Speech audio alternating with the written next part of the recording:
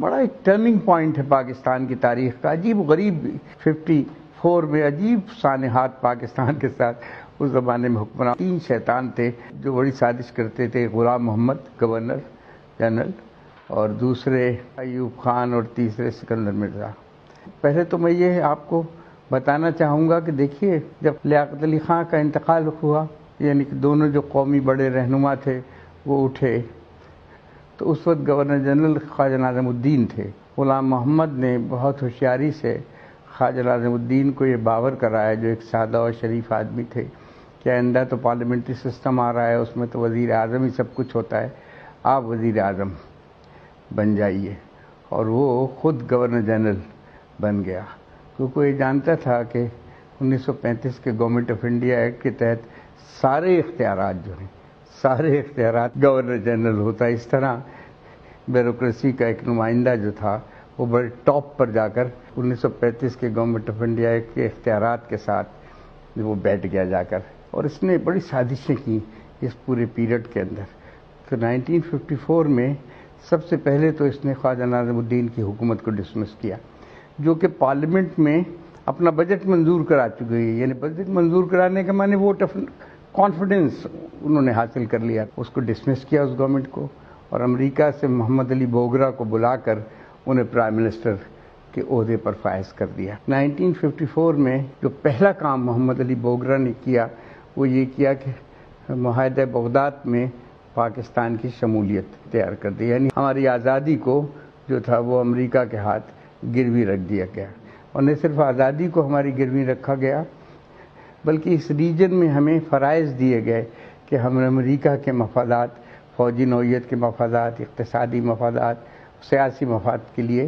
کام کریں۔ اور اس کے ساتھ ہی دوسری بات یہ تھی کہ ایڈ آنا شروع ہوئی، آپ کو یاد ہوگا۔ اس سے پہلے تو تصور اکانومی کے تھا کہ انڈیپینڈنٹ اکانومی ہونا چاہیے، یا خود کفیل ہونا چاہیے، اپنے پیروں پر کھڑے ہونا چاہیے، یہ تصور چل رہا تھا۔ لیکن اس کے بعد جو تصور ہے وہ ڈیپینڈنٹ اکانومی کا، تو خوب گندم وندم آیا پاکستان کے اندر، اور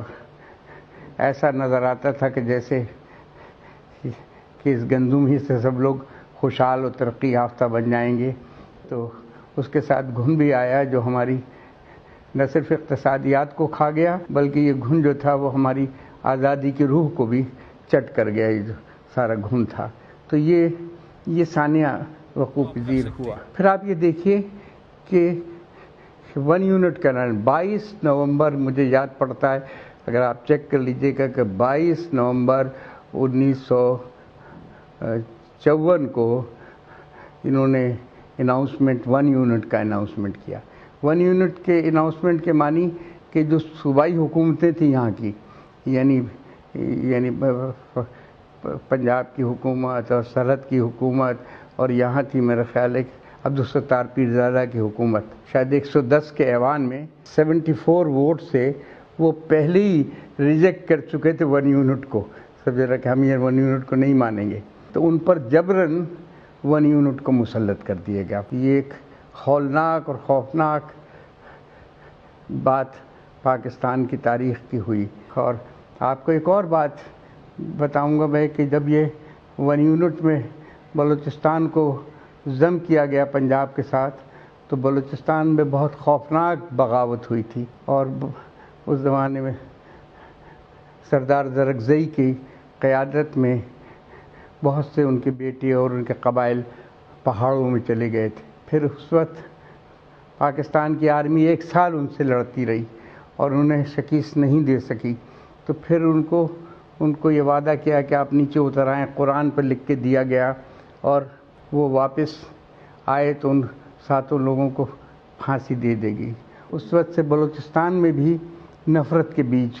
بو دیے گئے کہ جہاں چاہیں وہ اسے ضم کر دیں، جب چاہیں اس کی صوبائی خود مختاری کو پامال کر دیں۔ تو بلوچوں کی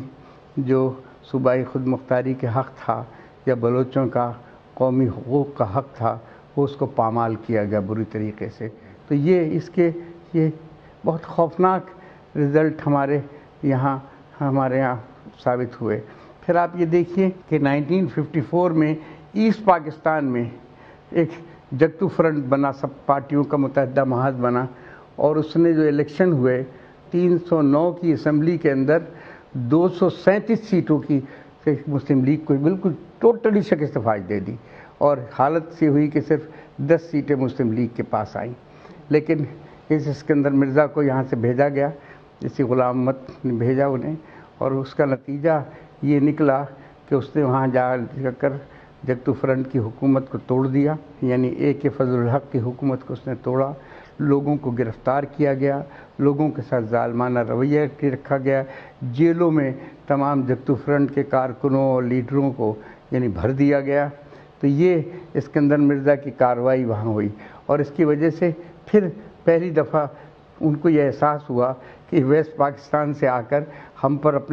اپنا فیصلہ مسلط کرتے ہیں، اور ہمارے پاپولر موومنٹ کو اور پاپولر اتحاد کو اس طریقے سے پارا پارا کرتے ہیں اور توڑتے ہیں۔ تو وہاں بھی ایک نفرت کے بیج بوئے گئے اس کے اندر۔ ریپیٹ کرتا ہوں میں کہ فوجی معاہدے کیے، والنٹری پیرٹی کے ذریعے سے نفرتوں کے بیج بوئے گئے۔ اس کے ذریعے سے ایک اور کام بھی کیا گیا کہ یہاں پر یعنی جو فوجی معاہدہ کرنے سے قبل جس چیز کا انہوں نے اہتمام کیا کہ انہیں خطرہ تھا کہ اس بات کو طالب علم جو ہیں برداشت نہیں کریں گے، اور طالب علم جو ہیں مزاحمت کریں گے اس بات کی، DSF اس کی مزاحمت کرے گی، تو انہوں نے پہلا کام یہ کیا کہ DSF کو بین کر دیا، کمیونسٹ پارٹی پر پابندی لگا دی، اور آپ پورے ملک کے اندر انہوں نے نوجوانوں کو بڑے وسیع پیمانے پر گرفتاریاں شروع کی اور فوجی معاہدہ اختیار کیا۔ اس کے خلاف لوگوں میں ریئیکشنز ہوئے، تو انہوں نے بڑے وسیع پیمانے پر گرفتاریاں کی۔ تو DSF کو بین اس لیے کیا گیا تھا کہ DSF مزاحمت کر رہی تھی، اور نتیجہ آپ یہ دیکھیے کہ یہاں حسن ناصر گرفتار ہوئے، بڑے شخصیت تھے اپنے وقت کی، یہاں اس زمانے میں طفیل عباس تھے، وہ گرفتار ہوئے، منہاج برنا وہ گرفتار ہوئے، جمال نقوی اس میں گرفتار ہوئے، ایرک رحیم اس کے اندر گرفتار ہوئے، اور بے شمار پولیٹیکل ورکرز کو سے جیلیں بھر دی گئیں اٹھا کر۔